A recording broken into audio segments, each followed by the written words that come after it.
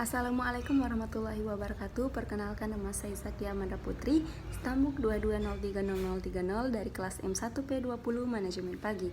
Kali ini saya akan memaparkan materi seputaran perencanaan pajak atau tax planning.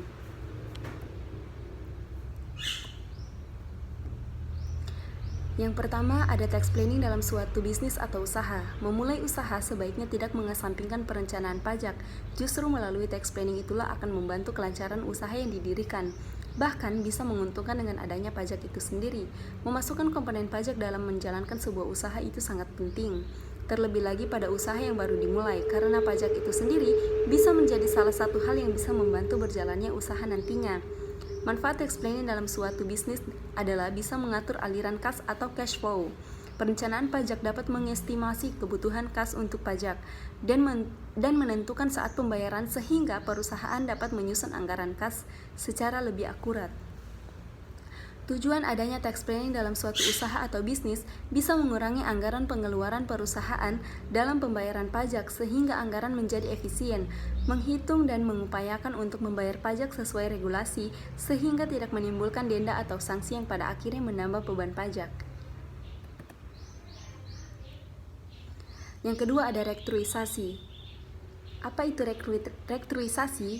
Rekturisasi bisnis adalah upaya reorganisasi terkait hubungan komersial maupun finansial antara entitas-entitas di dalam grup atau penguasaan yang sama. Rekturisasi bisnis biasanya dilakukan untuk merelokasi aktivitas bisnis ke tempat di mana biaya, tenaga kerja, sewa, bahan baku, dan lain-lain lebih murah. Selain merelokasi aktivitas bisnis, rekturisasi bisnis juga bisa dilakukan dengan cara rekturisasi modal atau aset atau saham maupun rekturisasi manajemen. Rekturisasi bisnis dilakukan sebagai upaya efisiensi dan perbaikan kinerja dan tidak selalu mengindikasikan entitas sedang mengalami kesulitan keuangan atau kebangkrutan. Sebelum melakukan rekturisasi bisnis, biasanya entitas akan melakukan penilaian secara menyeluruh atas kondisi dan kesehatan perusahaan atau grup usaha yang dituangkan dalam suatu dokumen yang biasa dikenal sebagai due diligence. Rekturisasi bisnis merupakan suatu proses yang besar. Oleh karenanya, selain melibatkan semua entitas di grup tersebut, biasanya juga melibatkan kreditur, pemegang saham, manajemen, dan lain-lain. Yang ketiga, kita akan membahas merger. Apa itu merger? Merger merupakan proses difusi atau penggabungan dua perseorangan dengan salah satu di antaranya tetap berdiri dengan nama perseroannya, sementara yang lain lenyap dengan segala nama dan kekayaannya dimasukkan dalam perseroan yang tetap berdiri tersebut. Secara umum, proses merger dapat dikelompokkan ke dalam 4 jenis. 4 jenis merger. Yang pertama ada merger horizontal. Proses merger yang menggabungkan dua perusahaan atau lebih di mana jenis usahanya masih sama. Yang kedua, merger vertikal. Proses merger yang meleburkan beberapa perusahaan yang saling berhubungan, misalnya dalam alur produksi yang berurutan. Yang ketiga, ada konglomerat.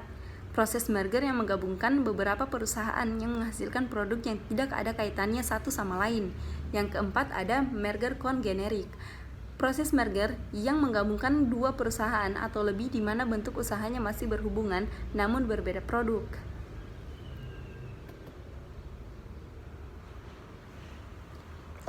Baik, kali ini kita akan membahas tax planning berpengaruh terhadap ekuitas perusahaan. Tax planning sangat berpengaruh di perusahaan karena semakin besar jumlah tax planning pada perusahaan, maka semakin besar pula kenaikan ekuitas suatu perusahaan dan sebaliknya. Semakin kecil jumlah tax planning dalam perusahaan, maka semakin menurun ekuitas suatu perusahaan. Dengan melakukan upaya tax planning, perusahaan dapat memenuhi kewajiban pajaknya secara benar, efisien, dan efektif sesuai dengan ketentuan perpajakan. Meningkatnya laba bersih yang diakibatkan perusahaan melakukan perencanaan pajak, maka meningkatkan pula ekuitas perusahaan, baik dalam modal saham yang meningkat dan dana cadangan yang tersisa dari kegiatan perusahaan pada tahun akuntansi, maka meningkat pula ekuitas perusahaan.